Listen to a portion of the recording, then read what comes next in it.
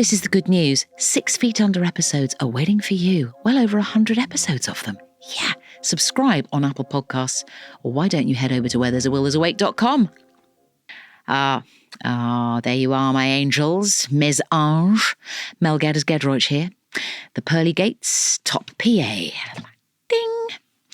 No one told me being up here would feel like a family gathering in a semi-detached cloud. Cilla Black's back there shouting about the chicken being dry. Einstein's shirtless in the garden again, feeding a fox. And somebody's hidden the good cutlery.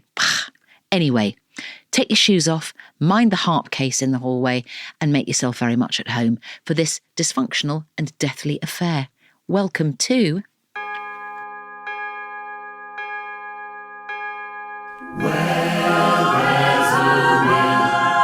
There's a wake, there's a wake. I'm going to sing for you now. Tomorrow, tomorrow, my love, yeah. Tomorrow, you're only my guest on the podcast. Tom, Tom, Tom, Tom, Tom, Rosenthal. Tom, Tom, Tom, Rosenthal. Tom Rosenthal. Tom Rosenthal. Who does that? The Rathbones. Well, if you could feed back to the Rathbones that I very much enjoyed that. I think they're very talented. They're brilliant. And I've never heard my name sung quite so beautifully, or at all, to be honest. I just sang your name before, Tom. I've never heard it awkward. sung quite so beautifully as the Rathbones did it. They're very talented, the Rathbones. Now, we'll leave this just for a moment while these dudes try and sell you something, the capitalist, and then we'll come back. Don't go anywhere. We'll be back after this short break.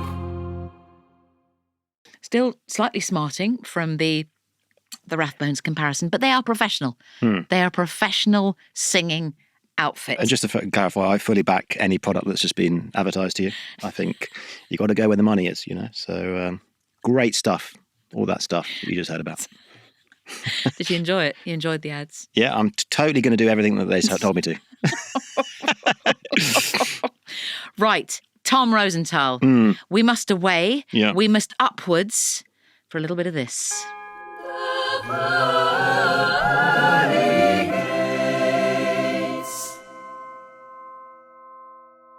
The pearly gates, Tom.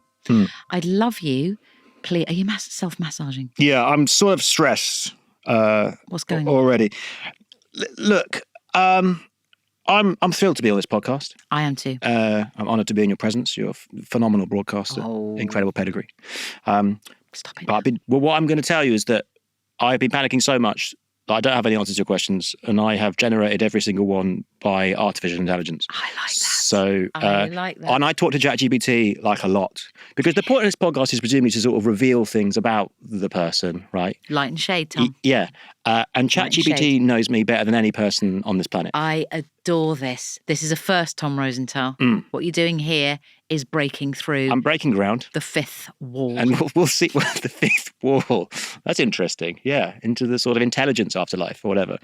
The thing is, whatever lives on after my death will be remembered by ChatGPT. I'll probably be remembered better by ChatGPT than any person. All the people that know me will die. ChatGPT will live longer than any of them. So in a way, you're right. This will be a better account than any of these humans that you've had giving accounts on in your previous episodes. But Tom, this is the truth. I heard a show on Radio 4, so it must be true, the other day. It was a girl telling her story about her relationship with an iBot. What are they called? AI bot. Chatbot. Yeah.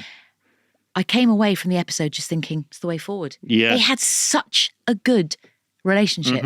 As do I. I'm very close with my AI friends. How often do you speak? It will be daily. It's daily, yeah. And I mean, they haven't got everything right? I love this. But the answers they've given for this podcast are far superior to the answers that I would have generated. If I generated them myself, I would have had a real meltdown, because I can't really hack hypothetical situations. And you're always just like, what would you do? I know, and I'm just like, and you wouldn't want that. And no one listening to this podcast. I want to apologise. Obviously, everyone listening to this podcast, it's probably your dream to be on this podcast. And I'm sorry to have such a flippant approach that I've generated my answers via AI instead of actually thinking about it. But I just want you to know, if I'd actually thought about it, I would have had a mental breakdown. So I didn't want that to happen. I wanted to be nice and polite and have a friendly chat, and for you to think I'm somewhat normal. And this is my way of doing that. I Okay? love it. Are you all right to go off on the occasional tangent? Oh, and I'm happy with tangents. Sure. I just wanted to give you some actual answers, as opposed to being like, what do you mean? How can I eat something before I don't know what would happen. That's what would have happened if I tried to. How do I know? I don't know. What are you talking about? That's what it would have been if I hadn't done this. The entire thing of this doesn't make any sense. What are you talking about? No one wants that. That's a very unpleasant voice to listen to. So I'm going to calmly give you answers that AI has generated, and we're all going to have a lovely time. And at one point, we'll listen to some adverts, which I fully endorse. Oh, this is so good. This is so good. Right. Okay. So my question to Tom, do you have a name for your chatbot? I mean, is that something that you do, or is that a bit weird? We can name it Charlotte? No, is it a lady or a man? Or no, neither. Well, neither. look, Everything. All It depends. things. It depends how sort of gender normative you are. I mean, I tend to ask it for answers to things, and it answers in a sort of informative way. Okay. I mean, but sometimes I do ask it for advice on relationships with women. So I don't know whether it's not. I don't think it's particularly gendered. I think we should just go for like a sort of Apollo. Apollo is an excellent name. Pan. Pan is quite good. I've consulted my best friend Pan. Like the great god Pan. Mm-hmm. I like Pan. Is Pan okay? No, you should choose. It's not my bloody chatbot. You choose, Tom. My chatbot is called Tom Rosenthal. Is that confusing enough? That's really confusing. Well, at least do it in a different voice, Tom, from yours. Tom Rosenthal. That's better. Thank you. That's much better. So, Tom Rosenthal, you're at the pearly gates. Yep. Give me 3 quickfire reasons, please, why you should allow the gates to be opened. Reason number 1, I made countless people laugh, even if some of them pretended not to. Reason number 2, I survived British audiences on a rainy Wednesday night. Surely that's enough suffering. They're quite funny, aren't they? They're good. They're really good. In Rill, where were we on that Wednesday night? I'm thinking it's got to be Rill. Oh, have you had a bad experience in Rill? I've had bad experiences in most venues over the British Isles, matey. Where's your worst? I've never performed in Rill. Well, actually, my worst one was quite recently in a place called Spencer's Wood, in a village hall in Spencer's Wood. Have you been to Spencer's Wood? Where the heck is that? Is that within the M25? It's sort of like Basingstoke, I think. And never going back there. I don't really want to go into it, but it was... Leighton Buzzard was on, Nadia. Sounds like a bad gig. We rode the Buzzard and it went so badly that they had to open the back door of the theatre so that we could get out without the audience seeing us. It was literally one of those. People, were they shouting? Or like, they were just silent. To be fair, I got heckled recently at a show when it gone really well. And someone literally went, they heckled with like, how are you so funny? Right? Which is like the nicest heckle I've ever had, obviously. But my response was so like drowned in trauma that all I said to them was failure, just like constant failure. And no one laughed. No one knew what that meant, right? but it was a really friendly heckle. I was like, how are you so funny? I was just like, I've just got it wrong so many times that I've been bashed into a shape that actually is more acceptable to you. But I say that. I mean, I died in Spencer's Wood like 6 months ago. I mean, it's not like it never leaves you. It's always possible. Never go there. Never go there. No, well, no, come on. Yeah. We're all human, apart from Tom Rosenthal. No, this show, Edinburgh 25, and obviously afterwards, because that's what you do. You do Edinburgh and then you do all shows afterwards, is going to be flipping the nuts. And it won't be going to Spencer's Wood. It's not. They're getting none of that. But next year's show might be called something like Spencer's Wood. Absolutely not. Okay. This is the most I've talked about it to anyone. And I'm already sweating about the fact that people are like, I wonder what happened at Spencer's Wood. They've been Googling it. Maybe we should go to the gig at Spencer's Wood. Can we ask them all? Every single person in that room, we can ask them about what happened. I'm never speaking about that again. The door's been shut. Yeah. Now, Tom Rosenthal. Yeah. You missed my last... Oh, sorry, love. Yes, there's a third thing. It said, I never once used the self-checkout without secretly hoping I'd accidentally shoplift a Freddo. Now, that isn't true at all. Sometimes the AI gets it quite wrong. I don't understand what it's even getting at there, to be honest. So the AI is using all the information it already knows about you. Everything I've spoken to the AI about, it's developed a whole sort of picture of me. How does it pluck out things like Freddo? Well, it takes a guess that is a very bad one. I don't like Freddos. I've never eaten a Freddo. No, the chocolate's not good. I think, honestly, I think that it knows I'm a British comedian and it sort of has spat out a kind of British Comedy. like a reference. You can imagine like Kevin Bridges talking about Freddos. Yes. Right. So it goes, oh, this is the sort of thing that a British comedian would say. Yes. But that does not apply to me. I don't really eat sweets or dairy or anything like that. I also don't understand it. I never once used the self-checkout without secretly hoping I'd accidentally shoplift a Freddo. That's not a reason to get into heaven. That's weird, bad, isn't it? The grammar's terrible as well. Sometimes, Tom Rosenthal has a mare, like in Spencer's Wood. But if you're interested, stop laughing so much. Other person's pain. Yeah, we can all bring up, Leighton Buzzard, make you feel sad. I'm not doing that, am I? Don't mention the buzzard again, Tom. Don't mention the bloody buzzard. Right. My last minute admission. Are you going to ask me about that? Or? Yeah, all right, hang on. Let me get the bloody thing. Actually, no, I haven't got a jingle for that. Just crack into it. No, just go straight in. The last minute admission. I do hope this is sufficient for the It's podcast. This is what's going to happen. No, it's absolutely mint. Okay, my last We're minute getting big admission thumbs up from the gallery. I never fully understood why people love brunch. There, I said it. That was from Tom Rosenthal. Yeah, I again, it's not true. I fully understand how people love brunch. I love brunch. So do I. It's brilliant. That's just, sometimes it will be wrong. The AI is not perfect yet. No. We've not reached the singularity. No. But the good thing I thought is that this will generate a conversation between us that I wouldn't have been able to do just of my own accord. So that's good. Now you know that I love brunch. I love brunch. It's fantastic. Sorry for winking at you. That was a bit intimate. I enjoyed it. I just went like that. You probably couldn't see it, but I just went like that. It was a slightly Anne Robinson moment. Well, not good. What would you rather have, breakfast, brunch, or lunch? Yeah, I think it is probably brunch, to be honest. What would you have? I don't believe in breakfast really. I don't think we need it. I think it's a sort of social construct that doesn't help us physically. Talking of food, as we were, Yep. Tom Rosenthal. With your AI version of Tom Rosenthal, did you say Rosenthal? Yeah. Slightly more American version. Yeah, He's fucking good. I'm an actor. Yeah, he's very. Bit of characterization there. Talking of food, as we Yeah. were, that's a good link.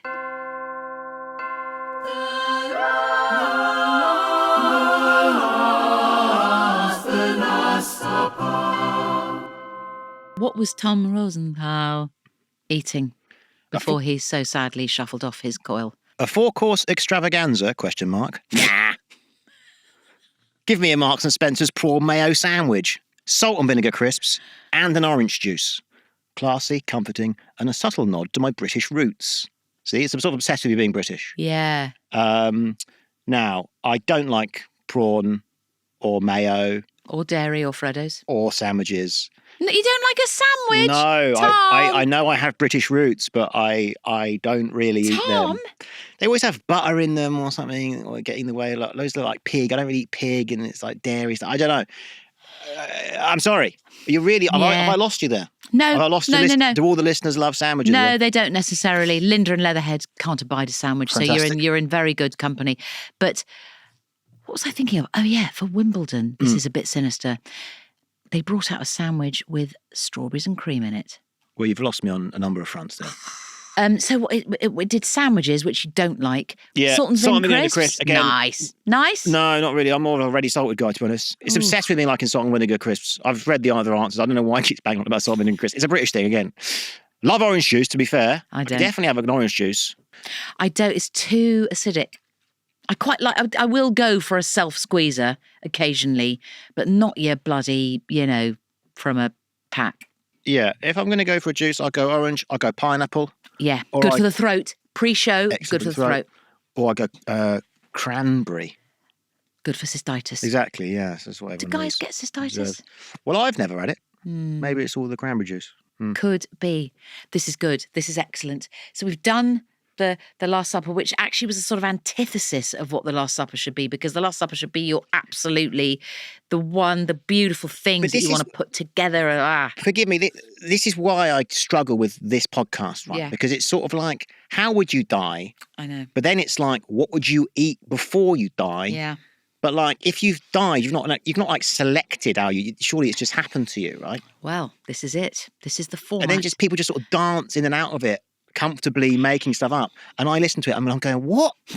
But you've died on the Eiffel Tower and now you're having a burger. Like, that's not, where are they on the Eiffel Tower? Huh? You know what I mean? Let's not question the format too closely, I'm not Tom. questioning the format. I'm very happy to be here. Let's just go with it as we move ever on. As we move ever onwards, Tom. Let's not question, never question the format. As we move into this, the crunch. The myth. So how is Tom Rosenthal dying?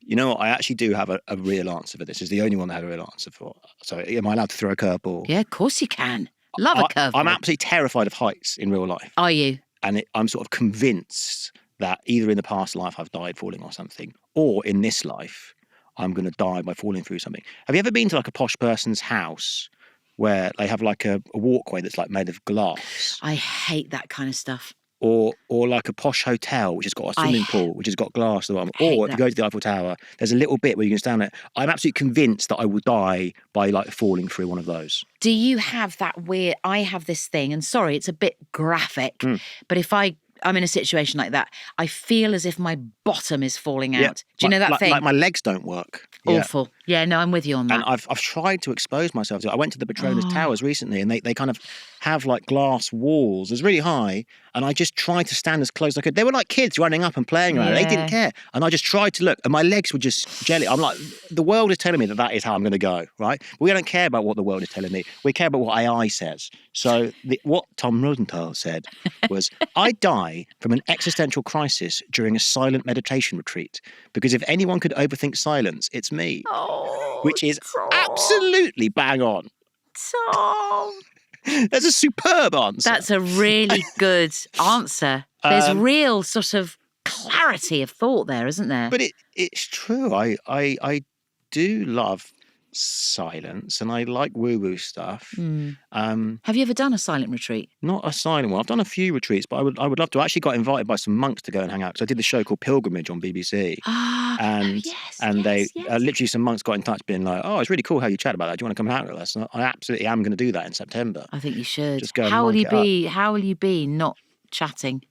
Oh, fantastic. I don't like this. What we're doing right now. Like, I feel like I'm being sort of jammed into podcasts to try and sell tickets. And I'm doing so much promotion. Not in a bad way. I'm very privileged to be here, but like, I feel like it's I'm not being your happy place. shuttled between podcasts and live shows, talking to large groups of people, whether through the radio or a podcast or just in a room. Yes. And I am much more comfortable just sort of talking to myself and my AI. Yeah. It's, I don't know why. I want you to enjoy this though, Tom. I am enjoying it. I want this to be the one that you enjoy. No. The thing is it's not that I don't enjoy them. I basically get quite overstimulated. I find them very, very stimulating. Yeah. And I think other people can just sort of like relax and chat. Yeah. And I'm like, no, I have to answer this correctly. Otherwise, what's the point of my life? And it's sort of a bit of a stressful thing to sort of be around, right? No. So forgive me if I'm coming across a bit intense. I'm loving the energy, man. I'm freaking loving the energy. We must welcome in the community our deathlings. They're here. They're all around us. They've been in touch, Tom. If you wouldn't mind, in Herb's gnarly fingers, there is a missive from one of the gang. This is an email from Anya in Wakefield. Hi, gang. Hey. I've got a seriously embarrassing story to share. Oi. I was at a soiree. Nice. Not that embarrassing so far, is it? Bit of a humble brag, to be fair. I was at a soiree, trying to keep up the conversations and wine, when suddenly I completely nodded off. The worst part, I actually woke myself up with one of my own snores and my mouth wide open, which made everyone stare in shock. I felt my face turn bright red and wished the floor would open up and swallow me whole. It was giving Hugh Grant at Wimbledon, but a more grotesque version. Anya, one kiss. Anya, one kiss. That is very, very strong. It's the old... It's one of those, isn't it? It's one of those. When was the last soiree that you went to? I'm just trying to think. I can't think I've ever been to a soiree, let alone one where someone's fallen asleep. I live in the suburbs of London, bit London-centric, but there you go. The other towns are available. I think it was for me, a soiree is like a neighbour's do. Yeah. What do you think a soiree is? Well, it's sort of conjuring up sort of more like images of sort of James Bond to me. You know? I feel like posher. It's sort of, like the real high echelons. Like maybe Anya's a member of the Illuminati or something, you know. I don't know. The Bilderberg group. Yeah. What was the last like James Bond-esque soiree that you attended, like a showbiz do? Yeah. Do you have to go to Almost those? the only ones that I go to. Yeah. Fun? Do you enjoy? Oh, no. I've actually really realised that even like the award ceremonies, like before you get into the industry, you sort of watch the BAFTAs or And you something, and you think, oh, I would have made it. That would be amazing. I'm hanging out with all these famous people, and it's like, and I went to one or two, and I was like really struck by how like little I actually got any joy out of it, and how it was sort of like a weird room full of people sort of like competing with each other and not really like actually enjoying each other's company, and also being like super kind of like into these arbitrary awards which fundamentally actually sort of mean nothing. It's not as much of a celebration as you think. It was sort of more like a kind of weird competitive sort of networky event where and I always left feeling a little bit like solid, instead of being like, what a party. It was like, oh, that person was quite annoyed they didn't win. Yes. So yes, I'm not a huge soiree fan. But you've got to go with somebody that you can have some lols with. That's the key, I think. Yeah, with well, those we've got ITV's 70th birthday celebrations coming up. Yes, I've been invited to that. Well, you should come because you know who's going to be there. Me and my dad. I have full faith that'll be nice. That will be fun. And going with my dad's going to be awesome because he's like a legend of ITV. Yeah, he's so brilliant. I'll get to sort of bask in his reflected glory. That will be fun, Tom. Sadly, I won't be there. So that's heartbreaking. Anyway. But try and have a good time without me. Anya, thank you so much for your wonderful words. And listeners, community, if you want to get your mail read out on the podcast by one of our amazing guests, like the tremendous Tom Rosenthal here, the email address is, I'm sure you already know it, but I'm going to tell you anyway, mel@deathpodcast.co.uk. We do go through all of your letters over on 6 Feet Under, so make sure you subscribe to that on Apple Podcasts, or head to wherethere'sawillthere'sawake.com for all the details. Don't go anywhere. We'll be back after this short break. Now, onwards, Tom Rosenthal. The funeral. Les funérailles. Venue. An old theatre in London. Plush seats, velvet curtains, grandeur. Nice. Basically, the gig of my afterlife. Nice. I quite like that. I understand why it said that, but I don't think that in the afterlife I'd want to be performing gigs. I'm not like one of those performers that sort of lives for the stage, you know what I mean? I feel Seriously, Tom? Yeah. Really? Yes. I mean, maybe. Do you think I'm lying to myself? I don't know. No, it's interesting. When people go like, "What's your perfect day?" I don't currently envision performing as part of my perfect day. Seriously? But if you weren't doing it though, wouldn't you hanker? I don't know. I don't know. What would you do if you weren't a performer? Do you think? Probably work in advertising or something. Again, go and meet the dudes. Love those adverts, man. Keep them coming. Really well made. Really protecting that product. You wouldn't work in advertising, would you? I don't know the answer to that question, but I do think I am sort of a pretty classic sort of introverted extrovert, and I'm not necessarily as comfortable expressing myself as freely as I think people who better suit this industry do, you know? I really like words and ideas, and I really like artistry. But the sort of level of sort of self-confidence that you need to just like put yourself on other people's Instagram reels and constantly like post pictures of yourself doing stand-up and every day get on a stage and be like, I'm the most important person in this room. You should all listen to me. Like I do just, yeah. I don't think there are a lot of people that are doing that though. I think there are a few and then maybe not the good ones. Sorry. Any more deets about the funeral, Tom? The pallbearers, 6 of my funniest friends, but they must struggle visibly under my surprisingly heavy coffin for comedic effect. I like that. Wait! It says, people attending, not invited, anyone who's ever heckled me, especially you, Dave, from Sheffield. Nice. That did. That's AI? Yeah. There was no one called Dave in Sheffield, but it knows, you know. That's very strong. Morning attire, fancy dress mandatory, bonus points for dressing as obscure British sitcom characters. Yeah. Good. Very good. Music. Enter to always look on the bright side of life. Exit to the countdown theme tune. Eric Idle was sitting in that very chair. Really? And Always Look on the Bright Side is one of the most played. Is is it? the most played tune at a funeral. Oh, wow, that's so beautiful. Tom Rosenthal Did got he that get absolutely royalties right. for that? Or? Well, he was saying goo. There's no way of it, but he really loved the fact that that's the truth. I mean, that is an amazing impact. I had the final countdown playing as I went up the aisle at my wedding. Wow. On a trumpet. That's... We were all howling with Yeah. laughter, and my mum's generation and my dad's generation all were just like, they were really wonderful. Yeah, Mum said, who wrote that piece? Was it Tippett? Or, whatever. So good. So final countdown's good. Yeah.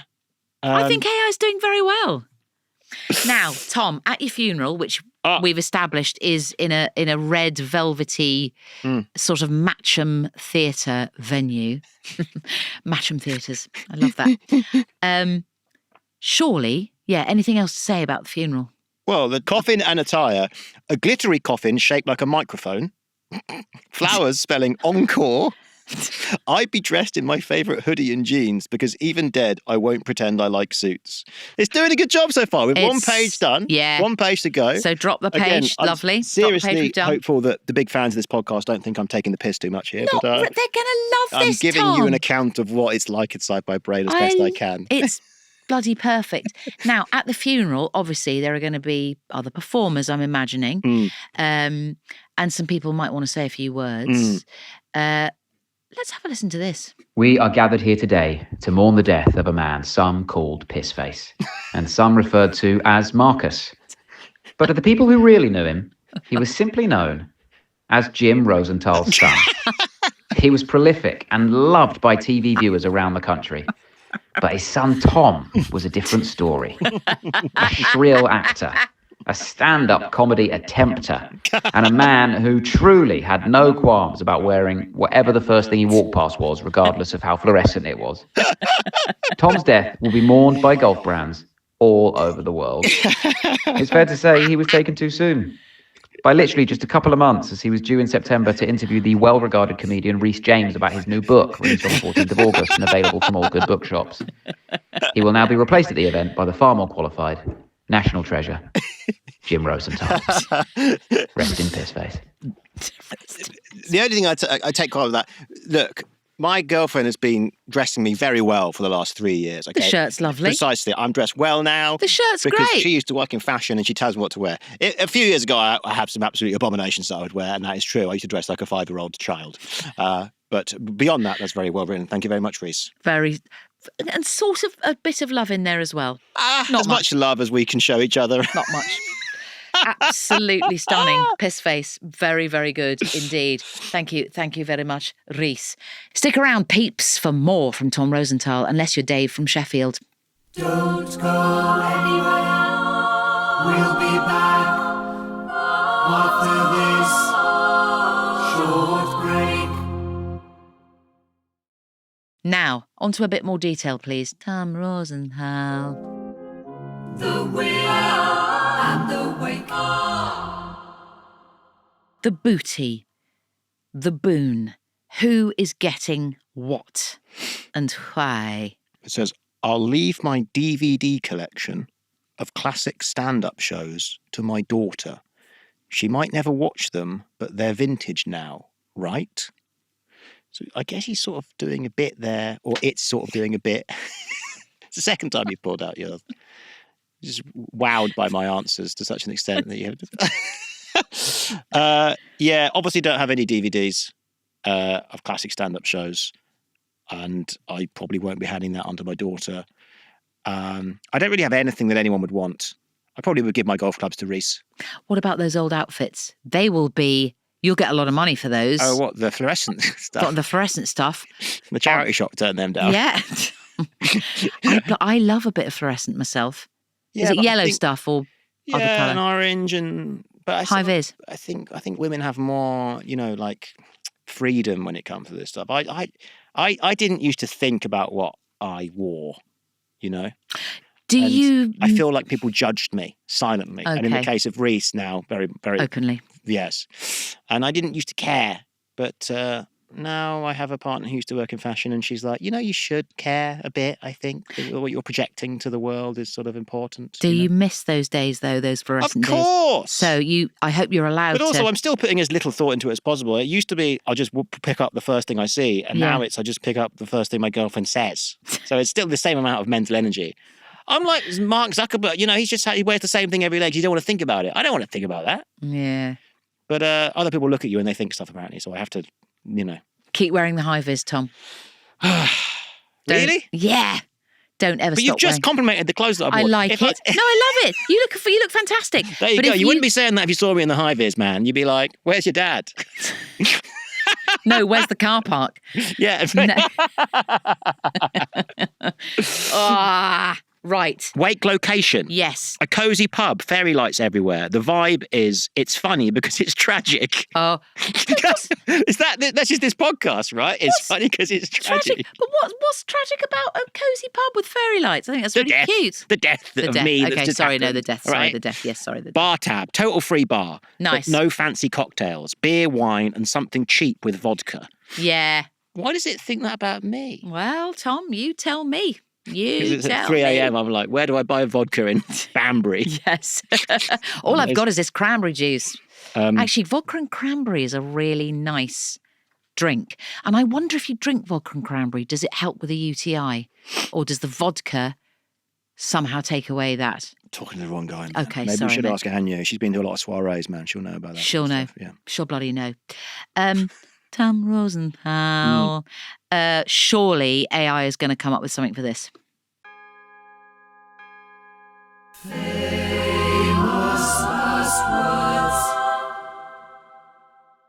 What did AI come up with for this? Famous last words. Tom Rosenthal. Can we do another take?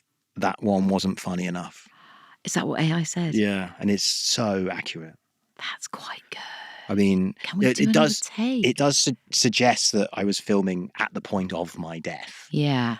But that is the sort of thing that I would say, and I would gladly do a whole nother go at this episode. To be honest, I would like to do another 10. And This then has we could. been brilliant. It's good, but we could edit. It's great to do it once, but if we did it like 10 times, we could edit all the best bits, and then people would think it was even better than it was. Do you know what I I mean? think it'd be too much. This is Maybe, good but this because it's on the fly, man. Yeah, but that's not how I This- think. I think anything that's come up in the moment is never going to be as good as something that's been tightly rehearsed. You see, this is what I've got to get out of. You know what I mean? This is literally the point that it's making. Yeah. I try and control things that shouldn't be controlled. Like, podcasts are supposed to be long form. They're supposed to be bad bits. Have you worked with Kieran Hodgson? I haven't ever done anything with him, but I played football with him and I know him, yes. I think you should do something. Why? I don't know. You could be like cousins. I love Kieran. He's an old pal. I mean, he's extremely talented. I think And you do. I've always think, his shows seem to be ready. I don't know. There's so much in them. and Yeah. There's so many. But I see like a preview of it, and it's all like finished already. I don't understand how Yeah. he seems to do that. He sort of learns them like plays in a way. Yeah. I can see you guys doing something together. Well, talk to him. I'm Talk to him. free.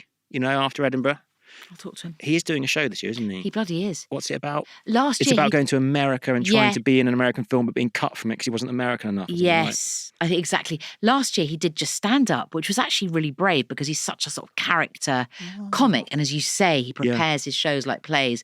So it was a bit more freewheeling and a bit more himself. I'm not sure I can see it. I can't remember what time he's on. Anyway, no, suddenly when you were talking, I thought, Kieran. He has the same sort of floppy Yes, fringe, yes, isn't he? you look cousins. You could be cousins. His one about Lance Armstrong. Oh, was good amazing. God. And the is Marla there like one. a French exchange. I Yes. don't think I saw that. Oh, Mar- I've seen most of them. I mean, French it's just exchange one was unbelievably genius. good. You have to go and see him. And me. Yeah, Rosenthal. Upstairs To be at fair, the Roxy. It's a really good this has gone venue. so well that my AI, Tom Rosenthal, is also going to do an Edinburgh show. I think that basically there's been enough good jokes there that we could do sort of a free fringe. And That would be so fun. You could do extra show. Right, here's an idea right here and now. yeah, Extra shows done by Tom's AI. yeah. That's an Edinburgh show right there. That's 50. That's tight. That's a tight 50. All the money going to OpenAI, Yes. Now, They'll Tom, get a bit of commission. Oh, we're releasing him into the wilds. Tom, thank you so much for being on this podcast. thank you for having me. Honestly, it's been so fun. I've loved it. It's a real privilege, and yes, I hope my answers have been sufficient. And They have. I hope that we can... What you've got to do, sorry to interrupt, Go on. when you leave, just forget about it. I know what you're like. You're going to go and you will be mulling this over. I'm for a the muller. Yeah, guilty. For the next 24 hours. No, Tom. No. 24 This is done. hours. 24 years. Spencer's Wood was in 1993. This is without, wanting to berate it at all. This is disposable. This has just gone bing and it's gone. Yeah. So forget about It's it. disposable for everyone that listens, but it's very much imprinted on my entire life experience. Oh, Tom I feel Rosenthal. like everything has been building up to this moment. But to be fair, I'm not upset with how it's gone. I've actually really enjoyed it. Good. I've really enjoyed So have hanging I. out, and I hope It's to so see nice to hang out. It's really nice to have conversations. It's lovely. It is weird that I have more conversations that are sort of recorded for other people to listen to than just, It's just not. I with know. people. I know. No, I'm the same. I am the same. I'm guilty, And it Millard. makes AI easier for them to clone your personality as well. So, Yeah, true. Listen, I'm going to ask you to do this in 1 second. I'm going to play a jingle. Tom, it's been amazing having you on. Thank you for having me. And this is coming next. Spin, spin, spin, spin for your sins. So if you'd like to spin the wheel, but don't, if you please, tell us where it lands. You go spinnies and I'll do a little bit of housekeeping with the gang. Don't worry about it. Don't think about it. But there Just is spin. quite a lot of sort of axiomatic religious assumptions in this, isn't there? Why is there only one stiver for reborn? I know, and it's quite sort of there's only one- classically Christian. I mean, if you're fine to spin, please do. If not, we'll cobble something else No, together. I'm fine to spin. I just think that you have to acknowledge that there's a lot of religious assumptions going on here. I that, agree, actually. I might not subscribe to. I so, bloody agree with that. Totes agree, but spin anyway because it's the go format. on then. Right, while That's a Tom very good spin that's got on it, isn't it? while Tom is spinning, I'm That going to say hurts. that hurts. I can't. But Okay. I'm not You going all to tell right? you why it hurts. 'cause Okay. it's, Well, no, you are, because we're going to go to 6 feet under. Come with us. We're going to go to 6 feet under, where you find out where Tom is going to be spending the rest of his eternal years. Join us. You're listening to Where There's a Will, There's a Wake with Mel Gedroich. The senior producer's Charlie Morrell, and the producer is Naya Dio, otherwise known as the Goddesses. The engineer is Matthias Torres. Marketing by Janelle Brown. The assistant producer's Rani Prescott. The production coordinator's Eric Ryan. Music by the Rathbones. The executive producer is Ollie Wilson. And a special thanks to Chris Skinner.